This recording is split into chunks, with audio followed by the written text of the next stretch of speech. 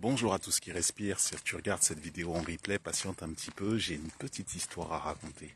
Je vais pas être là très longtemps.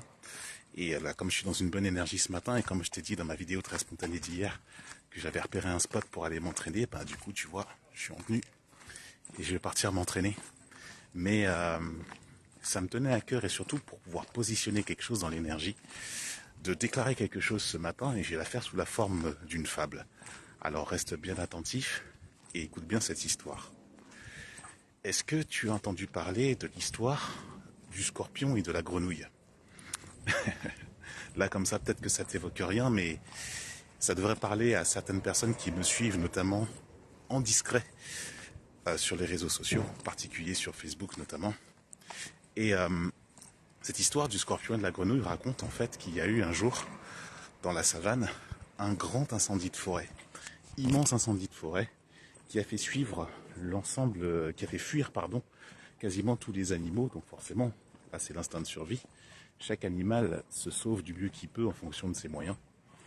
Et en fait, ce qui s'est passé dans cet incendie, c'est que à un moment, un scorpion et une grenouille se retrouvent au bord d'une rivière. Et tous les deux se regardent et ils commencent à communiquer ensemble. La grenouille, en fait, s'apprête à traverser la rivière.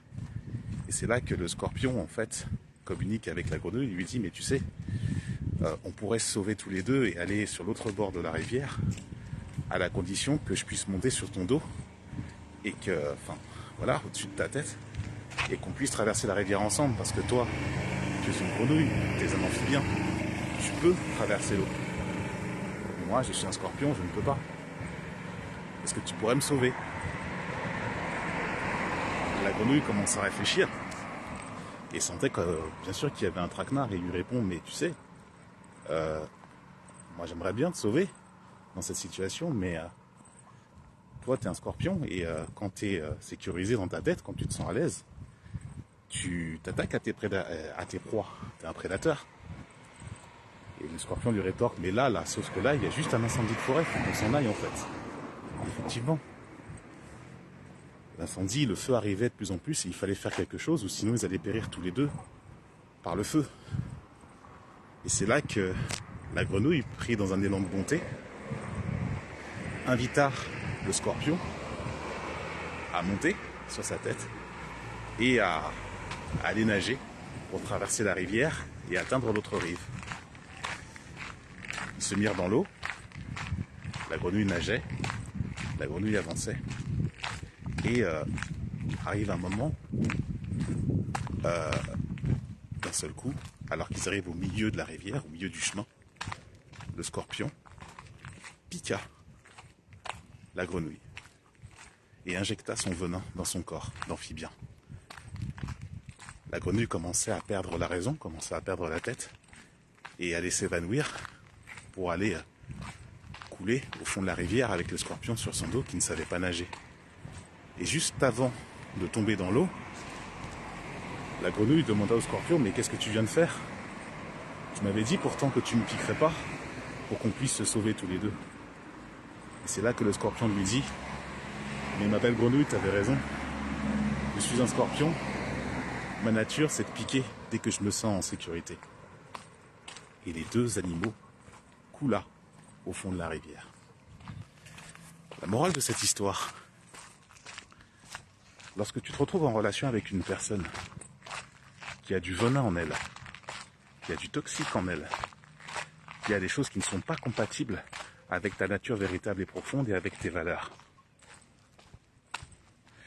Lorsque, dans une situation d'urgence, où il y a une forme de sélection naturelle qui s'impose pour que l'un et l'autre puissent protéger sa sérénité et se donner ainsi une chance de survie, les êtres qui ont du toxique en elles, il te faut partir loin sans te retourner. Parce que si l'individu qui est toxique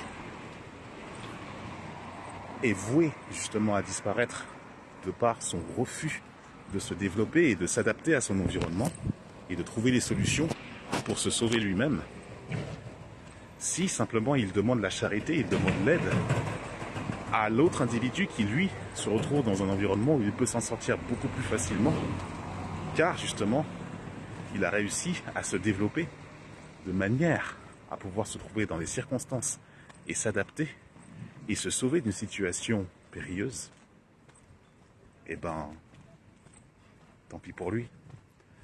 Ça s'appelle la loi naturelle, ça s'appelle la sélection naturelle. Tu ne peux pas sauver quelqu'un de toxique. Tu peux te sauver toi. Mais tu ne peux pas aider quelqu'un qui ne veut pas s'aider lui-même. Tu peux rendre service à quelqu'un, mais tu ne peux pas sauver quelqu'un. La vie nous l'enseigne, la vie nous l'apprend, sans arrêt. Et donc, à toute personne toxique, toute personne que tu sens dans ton être, qui n'est pas en mesure de t'apporter quelque chose de positif, pouvant t'élever, dans un cadre de collaboration, dans un cadre d'entraide et dans un cadre de solidarité.